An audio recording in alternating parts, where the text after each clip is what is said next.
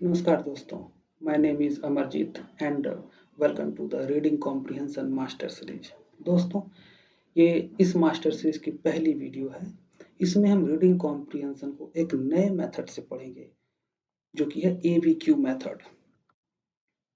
एबीक्यू method, इसका full form है answer before question method. हम आगे धीरे धीरे समझते जाएंगे कि इसका फुल फॉर्म एबीक्यू है, आंसर बिफोर क्वेश्चन क्यों है। इस पर मैंने एक किताब भी लिखी है जो हाल ही में पब्लिश हुई है कॉस्मोस पब्लिकेशन से। आप यहाँ भी देखिए, एबीक्यू मेथड द्वारा विस्तृत विश्लेषण। तो इस सीरीज में हम छोटे-छोटे वीडियोस के माध्यम से हम पुराने कॉम्प्रिहेंशन लेंगे, डिफरेंट टाइप्स के, और मैं उस कॉम्प्रिहेंशन को सॉल्व भी करता जाऊंगा, कराता जाऊंगा, और फिर हम इसी तरह से धीरे-धीरे एबीक्यू मेथड को समझेंगे। कहने का मतलब ये है कि I want drop entire concept in one go.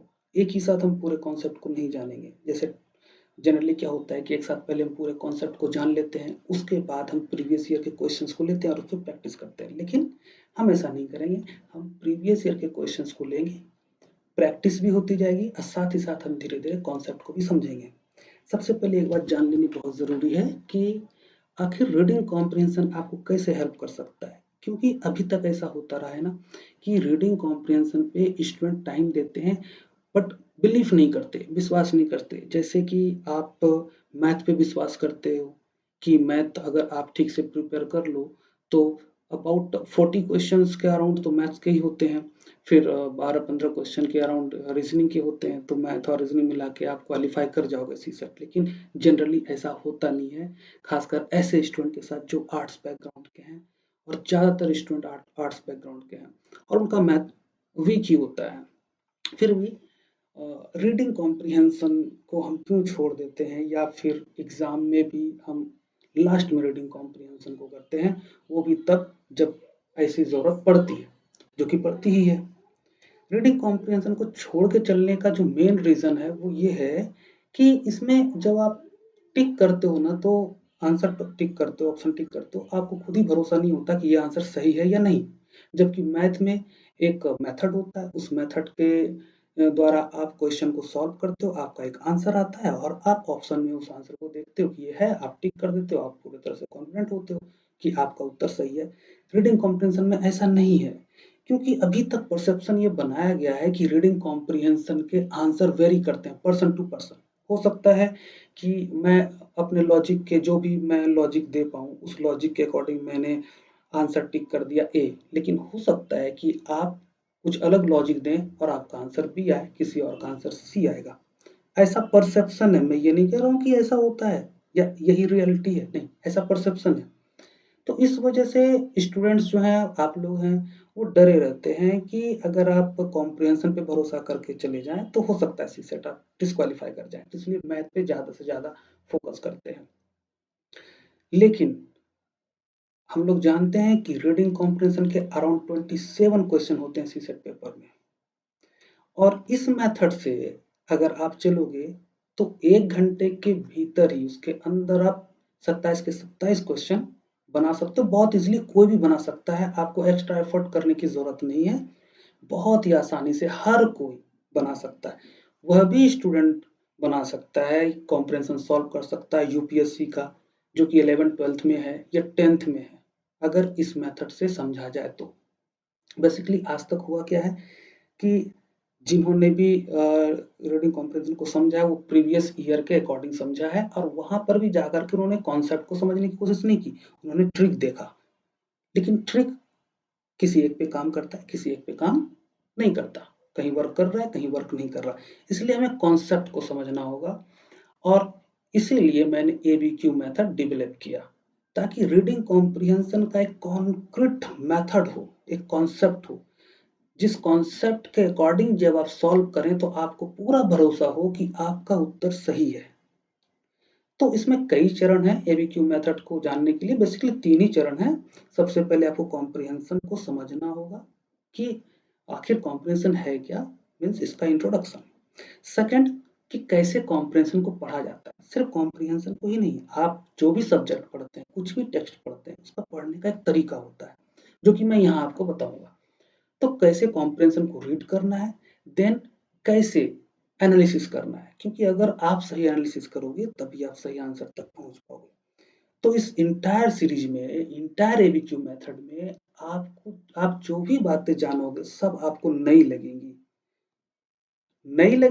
लेकिन फिर भी आपकी पुरानी जान पहचान होगी।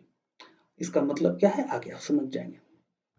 तो आप लोग इस बुक को जरूर लीजिएगा, क्योंकि ये बुक सारे कॉन्सेप्ट को क्लियर कर देगी रीडिंग कॉम्प्रिहेंशन में।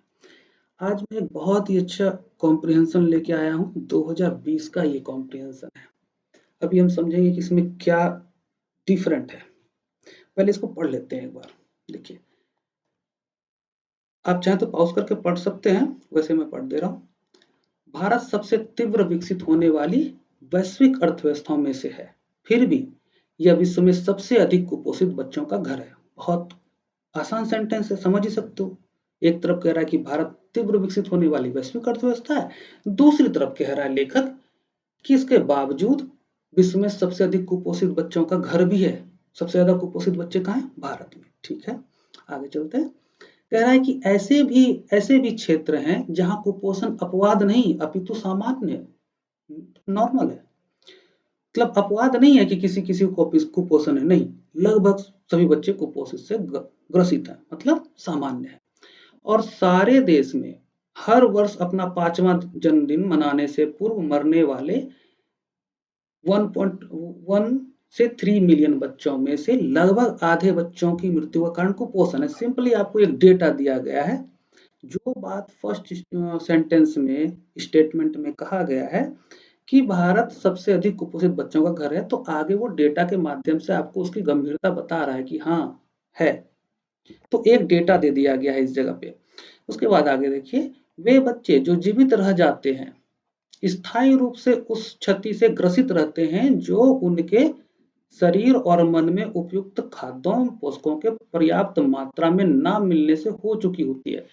आगे क्या बता रहा है? कुपोषण का प्रभाव, कि जो बच्चे जीवित रह जाते हैं, जैसे एक आंकड़ा दिया गया ना ऊपर में कि लगभग आधे बच्चे की मृत्यु हो जाती है जो कुपोषित हैं, लेकिन उनमें जो जीवित रह जाते हैं उन पर क्या लॉन्ग टाइम उसका प्रभाव पड़ता है वो बताया गया है कि इनकी जो क्षमता होती है ना, वो क्षमता बेसिकली कम हो जाती है। जीवन जीने की, कमाने की, अर्निंग करने की जो भी क्षमता है वो कम हो जाती है।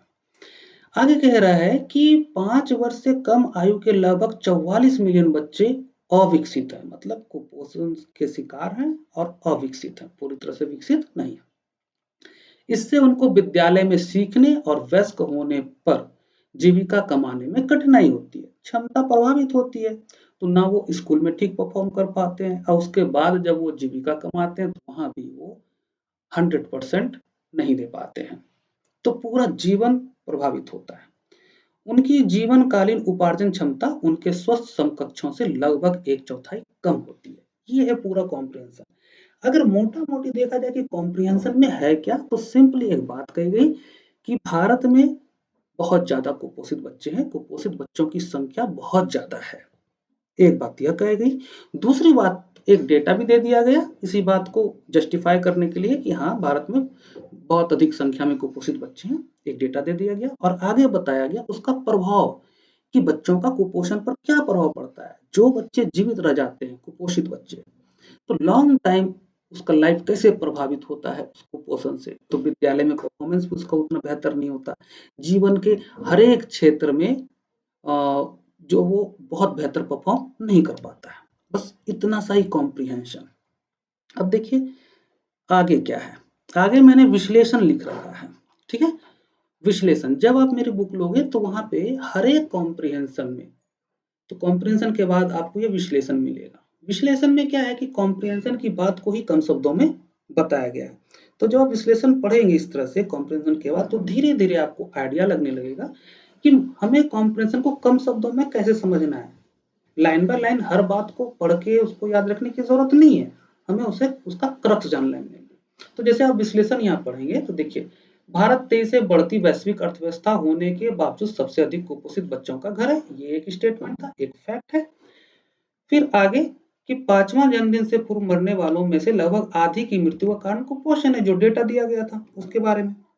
जो जीवित बच जाते हैं उन्हें जीविकोपार्जन में कठिनाई होती है और उनकी जीवनकालीन उपार्जन क्षमता भी स्वस्थ समकक्षों से कम हो जाती है। जो स्वस्थ समकक्ष हैं, जो उनके समकक्ष बच्चे हैं जो स्वस्थ हैं, उनसे जो क्षमता होती है कुपोषित बच्चों की वो कम होती है। समझाने वाली बात ये है नहीं। ये मोटा मोटी कॉम्प्रिहेंशन है, ठीक है। अब देखिए, आपको ना हर एक कॉम्प्रिहेंशन पढ़ने के बाद आपको उसका विषय और विचार जान लेना है कि कॉम्प्रिहेंशन का विषय क्या है और उसका विचार क्या है। क्यों जानना है आगे और भी हम डिटेल में डिस्कस करेंगे।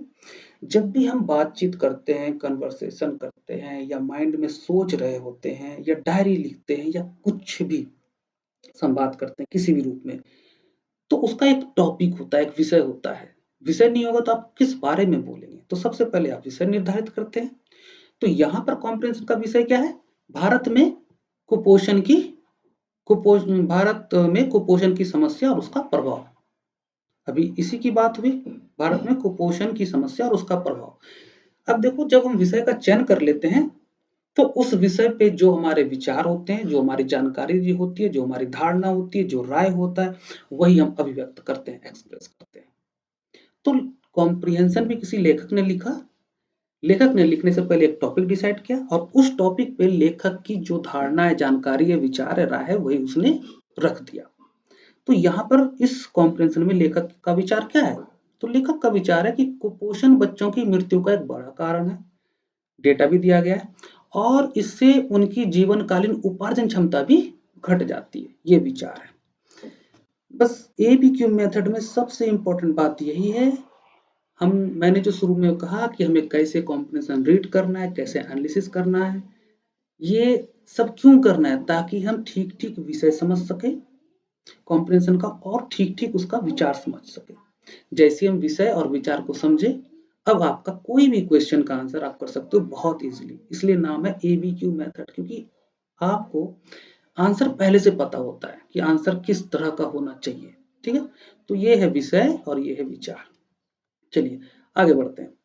अब देखते हैं इस क्वेश्चन को। ये 2020 का क्वेश्चन है सीसेट का, मैंने पहले ही बता दिया था। पहले ना इस क्वेश्चन को पढ़ लेते हैं कि इस क्वेश्चन में पूछा क्या जा रहा है। कह रहा है कि उपर्युक्त परिच्छेद के संदर्भ में निम्नलिखित में से कौन सा से सर्वाधिक तर्क संगत एवं व्यवहारिक निहितार्थ है? निहितार्थ पूछा गया है, मतलब इस कॉम्प्रिहेंशन में जो बातें कही गई उसका निहित अर्थ क्या है। ठीक, अब देखो, अभी बहुत ही मजेदार बात आपको पता चलेगी। पहला ऑप्शन देखते हैं हम। भारत की सार्वजनिक वितरण प्रणाली को केंद्र सरकार द्वारा मॉनिटर किया जाना चाहिए। देखिए, क्या ये बात कॉम्प्रिहेंशन में है? सार्वजनिक वितरण प्रणाली को मॉनिटर करने वाली बात नहीं है, ऑब्वियसली नहीं है। ठीक है, सेकंड देखिए, बालिकाओं को विवाह एवं प्रथम गर्भ विलंबित करने के लिए प्रोत्साहित करना चाहिए। क्या बालिकाओं की विवाह के बारे में कॉम्प्रिहेंशन में बात है? नहीं। गर्भ के बारे में बात है, प्रथम गर्भ को विलंबित करने की बात है? नहीं है। ठीक है, डायरेक्ट नहीं है।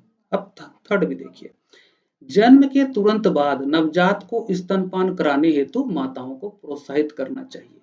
ऐसी भी बात कॉम्प्रिहेंशन में नहीं है।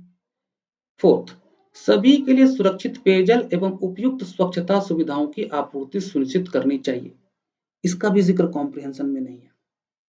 पांचवा, प्राधिकारियों को यथा निर्धारित टीकाकरण सुनिश्चित करना चाहिए। मतलब ये जितने भी पांचों पॉइंट्स दिए गए हैं, ये पांच, किसी का भी कॉम्प्रिहेंशन में जिक्र नहीं है। और आपने सुना होगा कि कॉम्प्रिहेंशन से बाहर नहीं जाना है, उसके दायरे में रहना है। तो अब आप इसका आंसर कैसे करेंगे? आप तो कंफ्यूज हो जाएंगे। और जो भी एक्सप्लेन करता है, यूट्यूब पे टीचर हैं और बहुत सारे टीचर हैं, वो आपको, उन्हें आंसर तो पहले से पता है ना, यूपीएससी ने आंसर दे रखा है तो वो एक्सप्लेन भी कर देंगे। फिर उनकी प्रैक्टिस है, इंटेलेक्चुअल है भाई, बहुत पढ़ाई की है, उनकी बहुत प्रैक्टिस है, वो समझ जाते हैं चीजों को जल्दी। हमें आपको दिक्कत होती है क्योंकि एक टीचर का वर्षों का प्रैक्टिस होता है, उनके लेवल तक हम लोग पहुंचेंगे बहुत टाइम लगेगा। फिर भी वो आपको समझा देंगे, देखो जी ये है, ये है, ये है, ये है, ये है, इसलिए इसका आंसर ये है। ऐसा इसलिए क्योंकि उनके पास आंसर यूपीएससी का पहले से है। लेकिन आप कैसे समझेंगे, यहाँ आपकी बात है। तो बेसिकली जो कॉम्प्रिहेंशन समझते हैं हम लोग, उसके कीवर्ड से समझते हैं। जैसे यहाँ पे निहितार्थ पूछा गया है, इम्प्लीकेशन ये पूछा गया है, तो आपको आप अर्थ देख करके, जो टैलेंट वर्ड्स होते हैं आप उसका अर्थ देखते हैं कि निहितार्थ का मतलब क्या होता है, पूर्व धारणा या assumption का मतलब क्या होता है, संदेश का मतलब क्या होता है, मैसेज का, क्रक्स का, और उसके अकॉर्डिंग आप जो है आंसर करने की कोशिश करते हैं। ठीक है, तो अगर आप निहितार्थ का मीनिंग देखेंगे तो बहुत ब्रॉड मीनिंग है, उसके अकॉर्डिंग अगर आप करना चाहेंगे आंसर तो नहीं होगा। क्यों नहीं होगा, ये आगे हम डिस्कस करेंगे, आप जानेंगे। सबसे पहले हम देखते हैं कि यहाँ पे कॉन्सेप्ट क्या है, इस कॉम्प्रिहेंशन में कॉन्सेप्ट क्या है। देखो, इस कॉम्प्रिहेंशन में सिंपली एक समस्या दे दी गई है और समस्या के बारे में ही एक डेटा दे दिया गया है और उसका प्रभाव बताया गया है कि इस समस्या के कारण ये प्रभाव पड़ रहा है, बस इतनी सी बात है। तो देखो, जब हम समस्या डिस्कस करते हैं, मैं हूँ, आप हो, दुनिया में कोई भी हो, जब हम समस्या डिस्कस करते हैं तो समस्या डिस्कस ही क्यों करते हैं, क्योंकि हमें समाधान चाहिए होता है। ठीक है, तो समस्या दो प्रकार का होता है, एक ऐसा समस्या होता है जिसका समाधान हमारे पास होता है और एक समस्या ऐसा होता है जिसका समाधान हमारे पास नहीं होता। तो यहाँ कॉम्प्रिहेंशन में सिर्फ एक समस्या दी गई है, उसका कोई समाधान लेखक ने नहीं बताया है। तो इसका मतलब लेखक के पास समस्या तो है लेकिन उसका समाधान नहीं है, जैसा हमारे साथ, आपके साथ होता है। तो जब हमारे पास किसी समस्या का समाधान नहीं होता है तो इस कंडीशन में हमारा जो माइंड होता है ना, वो ओपन थिंकिंग मोड में चला जाता है। मतलब वो हर तरह के समाधान के बारे में सोचेगा, उस समस्या का समाधान जो है, हर तरह के समाधान के बारे में सोचेगा। जैसे हम आप क्या करते हैं, मान लो कोई चीज इंटरनेट पे सर्च करना है, पढ़ाई के बारे में आप रोज ही करते होगे। अगर यूट्यूब पे जाते हो तो क्या एक ही वीडियो देखते हो, जो वीडियो फर्स्ट मिलता है वही देख लेते हो क्या? नहीं, उसको 1-2 मिनट देखते हो, फिर दूसरा देखते हो, तीसरा देखते हो, या वेबसाइट भी अलग-अलग सर्च करते हो। क्यों ऐसा करते हो? क्योंकि आपको समाधान चाहिए, और जब आपको समाधान चाहिए होता है तो आप हर तरह के समाधान को आजमाने के लिए तैयार रहते हो। ओपन थिंकिंग मोड में चला जाता है हमारा माइंड। ठीक है, अब यहाँ पर एक समस्या दी गई है, ध्यान से समझना, ये मनोवैज्ञानिक बात है। कॉम्प्रिहेंशन ऐसे सॉल्व नहीं होगा। कॉम्प्रिहेंशन में भाषा, मनोविज्ञान, जब तक इन दोनों को मर्ज नहीं करेंगे आप कॉम्प्रिहेंशन नहीं सीख सकते। और हम हर दिन तो संवाद करते हैं ना। कॉम्प्रिहेंशन क्या है? सिंपली एक संवाद है, लेखक ने आपसे संवाद किया है कॉम्प्रिहेंशन के माध्यम से। ठीक है, तो हमें मनोवैज्ञानिक पक्ष भी है कॉम्प्रिहेंशन में, वो हमें समझना पड़ेगा। और चूंकि हम भी तो यही करते हैं ना, कोई नई बात मैं आपको बताऊंगा ही नहीं एबीक्यू मेथड में, मैं वही बात बताऊंगा जो आप मैं हर दिन करते हैं, हमारे दिनचर्या में शामिल है, बट हम उस पर ध्यान नहीं देते। तो इस कॉम्प्रिहेंशन में एक समस्या दी गई है और कोई समाधान नहीं बताया गया है। तो जब समस्या हो और समाधान ना हो उसका, तो जितने भी उसके समाधान पॉसिबल हैं वो सारे हम आजमाने के लिए तैयार रहते हैं। तो अब आप यहाँ देखिए, इसके ऑप्शन में आते हैं। कथन फर्स्ट देखिए, कथन फर्स्ट क्या कह रहा है? पहला, कि भारत की सार्वजनिक वितरण प्रणाली को, पीडीएस, पब्लिक डिस्ट्रीब्यूशन सिस्टम, को केंद्र सरकार द्वारा मॉनिटर किया जाना चाहिए। तो बताइए कि अगर पीडीएस को सेंट्रल गवर्नमेंट मॉनिटर करती है तो क्या उससे कुपोषण कम हो जाएगा क्या? क्या ये समाधान है कुपोषण का? नहीं। कुपोषण के लिए तो आपको सही पोषण चाहिए ना, वो तो डिपेंड करेगा ना कि पीडीएस में आप क्या क्या दे रहे हो, कितना पोषण दे रहे हो, तो डिपेंड करेगा ना। तो ये कुपोषण का समाधान नहीं है। मतलब कि अगर पीडीएस को सरकार मॉनिटर करेगी, हाँ उसका लीकेज कम होगा, मॉनिटर करने से लीकेज कम होगा और भी चीजें होंगी, ट्रांसपेरेंसी आएगी, लेकिन इसका कोई भी सीधा संबंध कुपोषण से नहीं है। तो ये फर्स्ट स्टेटमेंट जो समाधान नहीं है, कट कर देते हैं सिंपली। सेकंड देखिए, बालिकाओं को विवाह एवं प्रथम गर्भ विलंबित करने के लिए प्रोत्साहित करना चाहिए। तो बालिकाओं को विवाह एवं प्रथम गर्भ विलंबित करने के लिए प्रोत्साहित करना चाहिए।